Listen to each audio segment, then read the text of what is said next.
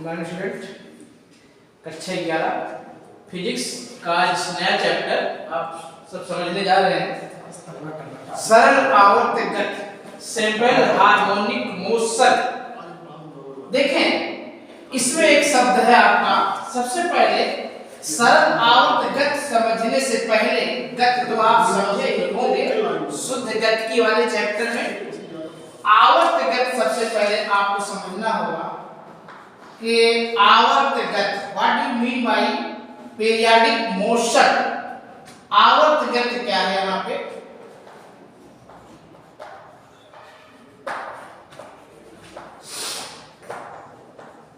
Periodic motion. आवर्त में अगर आप देखें, आवर्त का मतलब होता है यहाँ पे कि इस शब्द में अगर आप देखें दो का अर्थ निकल रहा है, समय और गति की घटना। आवर्त का अर्थ हुआ कि जब कोई गतिमान कण एक निश्चित समय अंतराल में एक ही पथ को बार बार दोहराता है, एक ही पथ को बार बार दोहराता है, इस प्रकार की गति को हम आवर्त गति कहते हैं। आवर्त का जो शाब्दिक अर्थ है वो ये है कि समय का आवर्ती फलन, पीरियडिक फंक्शन ऑफ टाइम। आवर्त का अर्थ होता है समय का आवर्ती फलन। समय के आवर्ती फलन का मतलब है कि गति के दौरान रूट को भी ध्यान में रखना है कि जिस रूट पे आप पहली बार चले थे, जितने समय तक चले थे, उसी रूट पर उतने समय तक आपको बारंबार चलना है। तो इस तरह की होने वाली गति को हम आवर्त गति के जागतिक रूप में समझते हैं। जैसे पृथ्वी की गति, सूर्य की गति, सूर्य अपने गैलेक्सी के केंद्र के परितः भी क्या करता है, एक निश्चित समय के पश्चात गति करेगा, उसको रोटेट करेगा, घूमेगा, अपने रूट को दोहराएगा। घड़ी की सुइयों की गति, सेकंड वाली सुई, मिनट वाली सुई, घंटे वाली सुई, सेकंड वाली सुई हर 60 सेकंड के पश्चात फिर उसी अपने पथ को दोहराती है। तो यहाँ पे आपसे कोई पूछे कि आवर्त गति क्या है, आपका जवाब होना चाहिए कि आवर्त गति समय का आवर्ती फलन होता है। चाहे ऐसा बोल दो शॉर्टकट में, या ऐसा आप बोल दो कि जब कोई कण एक निश्चित समय के पश्चात एक ही पथ को बार बार दोहराता है तो कण की इस गति को आवर्त गति कहते हैं। तो आवर्त गति में एक और शब्द जब यहाँ पे इसके पहले जुड़ जाता है जिसे कहा जाता है सरल आवर्त गति। यहाँ पे सरल शब्द जब जुड़ जाता है, बात को पेश करना, थोड़ा सा पेश करने का नजरिया बदल जाता है कि सरल आवर्त गति क्या है। सरल आवर्त गति, आवर्त गति तो आप सब समझ गए कि एक निश्चित समय के पश्चात एक ही पथ को बार बार दोहराना, एक निश्चित समय के पश्चात एक ही पथ को बार बार दोहराना आवर्त गति है।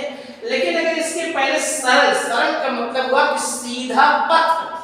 भाई सीधे पथ को कोई बार बार क्यों दोहराएगा? कोई पागल तो है नहीं, दोहराएगा क्यों? फिर आगे गया पीछे आया, आगे गया पीछे आया, क्यों जाएगा, क्यों आएगा, कहीं पहुंच में नहीं करेगा। तो यहाँ पे एक व्यर्थ की गति हो जाएगी।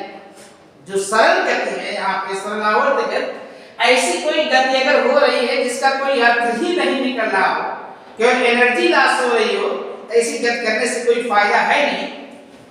इसलिए यहाँ पे वैज्ञानिक लोग हमें कुछ ऐसा हिसाब किताब बताए हैं कि सरल आवर्त गति अर्थयुक्त गति, उसका कुछ अर्थ निकले, कुछ नतीजा निकले।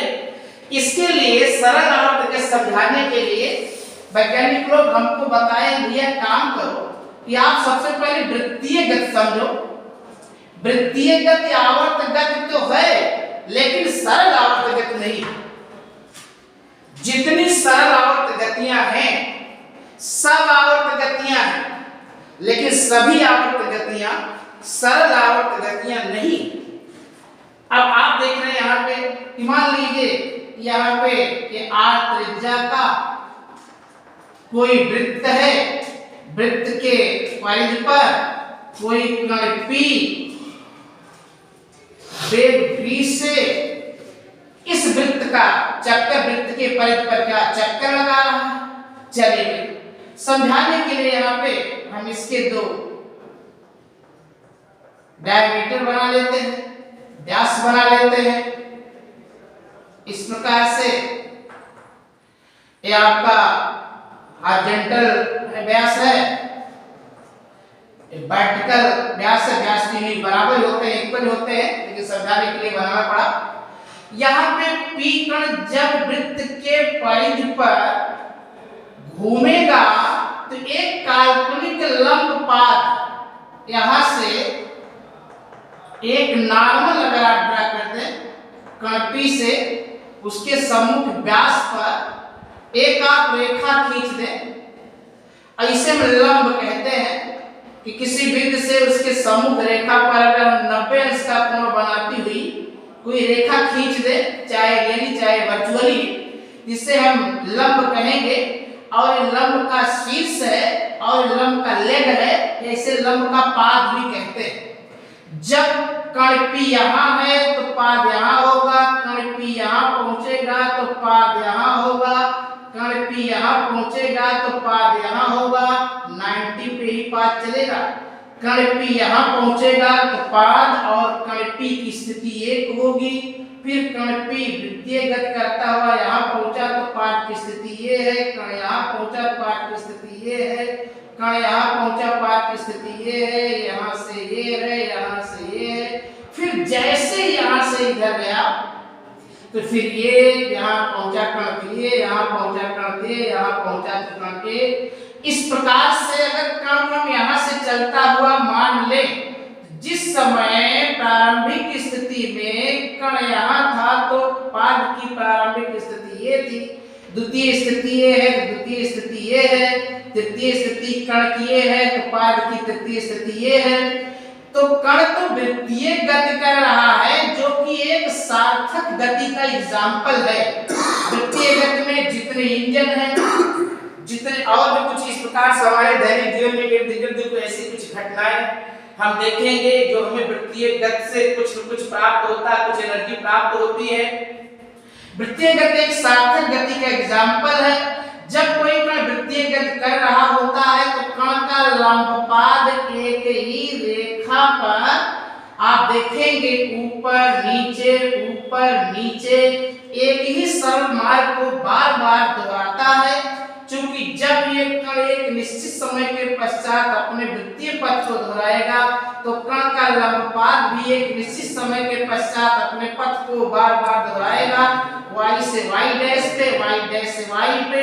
इस प्रकार आप सब कह सकते हैं कण तो वृत्तीय गति कर रहा है, लेकिन वृत्तीय गति करते हुए कण की सार्थक गति में एक कण का जो लंबपाद है, लंब का जो पाद है, इस सरल रेखा को बार बार दोहरा रहा है।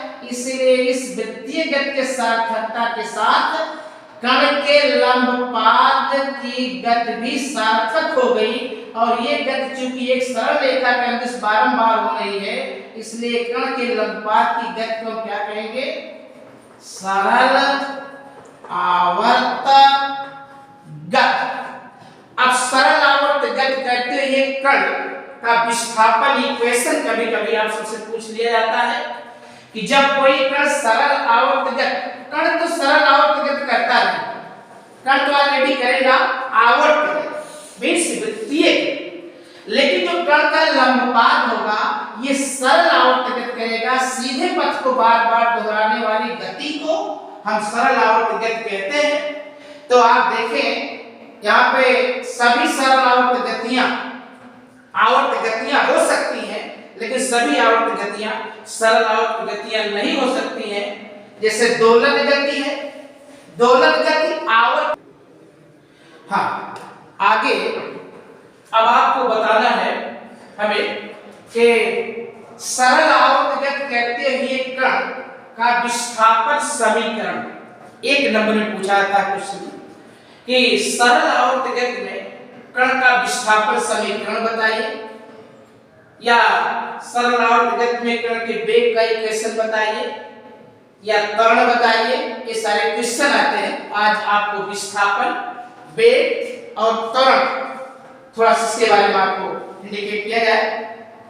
मान लीजिए अगर आता है एग्जाम में कि सरल आवर्त गति करते हुए कण के विस्थापन व वेग व त्वरण का इक्वेशन स्थापित कीजिए, तो इसके लिए आप एक फिगर बनाएंगे कि मान लीजिए कि कोई कण P स्मॉल a त्रिज्या के वृत्तीय पथ पर ओमेगा कोणीय वेग से स्मॉल t समय तक घूम रहा है।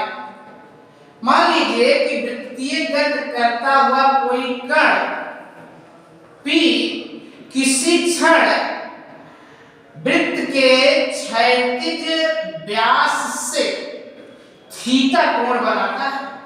जिस समय कण P क्षैतिज व्यास के साथ थीटा कोण बनाता है, उस समय जाहिर सी बात होगी कि P का लंबपाद कहाँ होगा? P के लंबपाद को हम an कहते हैं, an कहते हैं। P का लंबपाद an कहाँ होगा?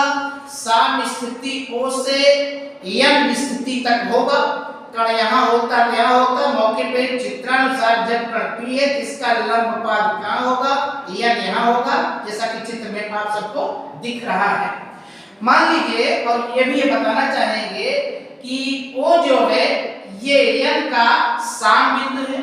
साम बिंदु वह बिंदु होता है वाकई में जहां पे सरल आवर्त गति करते हुए कण की गतिज ऊर्जा अधिकतम होती है, स्थितिज ऊर्जा लगभग शून्य होती है। तो लंबपाद की गतिज ऊर्जा बिंदु O पे सबसे ज्यादा होगी। A तथा B बिंदुओं पर गतिज ऊर्जा लगभग 0 होगी, यहाँ पे स्थितिज ऊर्जा अधिकतम होगी। आप लोग झूले में भी देखे होंगे गांव घर में कि साम स्थिति पे जब झूला पहुंचता है तो तेजी के साथ गुजरता है और काइनेटिक एनर्जी मैक्सिमम, और पीक स्थिति में झूला जाके रुकता है, इधर भी जाके रुकता है, जहाँ पे स्थितिज ऊर्जा अधिक होगी, यहाँ गतिज ऊर्जा अधिक होगी। ये सब आपको पहले भी बताया जा चुका है। तो चित्रानुसार जब कण P पे है तो उसका लंबपाद n पर है। मान लीजिए कि साम स्थिति से लंबपाद की स्थिति को हम y से इंडिकेट करते हैं। तो यहाँ पे पाइथागोरस प्रमेय से अगर हम इसे हल करना चाहें तो अगर ये y होगा, इसके सामने वाली ये साइड भी क्या है? भुजा भी y होगी। तो पाइथागोरस प्रमेय से अगर आप देखें तो थीटा के सामने वाली भुजा की लंब होगी, एक कर्ण होगी, यहाँ पे साइन थीटा बराबर लंब बटा कर्ण, या आप लंब बराबर कर्ण गुणे sine theta. So y equal to a sine theta, चूंकि theta equal to omega t, तो y equal to a sine omega t। यही जो है y लंबपाद n के विस्थापन को इंडिकेट कर रहा है। विस्थापन का मतलब हुआ कि साम स्थिति से किसी एक ओर चली गई दूरी। तो कण का लंबपाद n साम स्थिति के ऊपर किसी क्षण साम स्थिति से y दूरी ऊपर गया है, इसी पर कण का विस्थापन कहेंगे, y equal to a sin omega t। हाँ, यदि इसी इक्वेशन का हम t के सापेक्ष अवकलन कर देते हैं तो हमें वेग की प्राप्ति हो जाती है। n किस वेग से AB को किस वेग से दोहरा रहा है, किस वेग के अंतर्गत n जो है, n का AB पर दोहराने या चलने का वेग क्या है? यहाँ पे u जो है P का वेग नहीं है। u जो है वाकई में यहाँ हमें लिखना चाहिए un। u is the symbol of velocity of n जो है P का क्या है? लंबपाद है। अब un कैसे मिला? आप देख रहे हैं t के सापेक्ष अगर इसका अवकलन करेंगे तो dy by dt equal to a, आपका देख रहे हैं कि कांस्टेंट है, कांस्टेंट को dy dt के पहले लिखना चाहिए sin omega t। sin omega t का जो डिफरेंशिएशन होता है ओमेगा cos ओमेगा t होता है। इस प्रकार से कण के लंबपाद का जो वेग होगा un equal to a omega cos omega t होगा। यदि हमें un का मैक्सिमम वैल्यू निकालना है तो जहां पे cos होता है, cos का कोणीय मान अगर 0 होता है तो उसका जो वैल्यू आता है मैक्सिमम आता है, 90 के लिए वैल्यू मिनिमम आता है। इसलिए अगर ओमेगा t इक्वल टू यहाँ पे हम क्या लिख दें, यदि ओमेगा t, इसका मतलब अगर ये पोर्शन आपका 0 हो जाए, ओमेगा टी जीरो होने का मतलब हो गया कि थीटा भी क्या हो जाए, जीरो हो जाए। अगर ये थीटा घटते घटते जीरो हो जाए, जिस समय p यहाँ होगा उस समय n की वेलोसिटी मैक्सिमम होगी। इसलिए शुरू हमने बता दिया कि साम्य स्थिति वह स्थिति है सरल आवर्त में जहां पे कण का या पाद का वेग मैक्सिमम होगा। इसलिए अगर यहाँ पे p होगा तो थीटा जीरो होगा अर्थात ओमेगा टी जीरो होगा। ओमेगा टी जीरो होने की दशा में यहाँ पे u n मैक्स होगा, max means maximum a omega. ये आपका n के मैक्सिमम वैल्यू के लिए यहाँ पे वेग का फार्मूला है। यदि हम इसी फार्मूले का फिर से t के सापेक्ष आकलन कर दें, हमें n का एक्सीलरेशन भी ऑब्टेन हो जाएगा, n के का त्वरण भी निकल जाएगा। तो n का हम त्वरण निकाल पुनः वेग के इस इक्वेशन का t के सापेक्ष आकलन लेने पे आगे भी याद डालेंगे कि n के त्वरण का व्यंजक expression of acceleration of n जो है कण p का लंबपाद है लेफ्ट। तो यदि हम un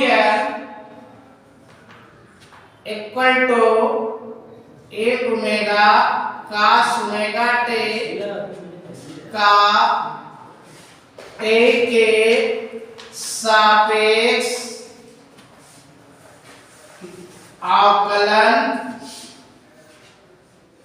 लेने पर तो d un by dt equal to a omega d by dt cos omega t dun upon dt ये इंडिकेट कर रहा है कि टाइम के रिस्पेक्ट में वेलोसिटी में होने वाला डिफरेंशिएशन, इसमें से क्या है द चेंज ऑफ या rate of change of velocity, जिसको हम कह सकते हैं am।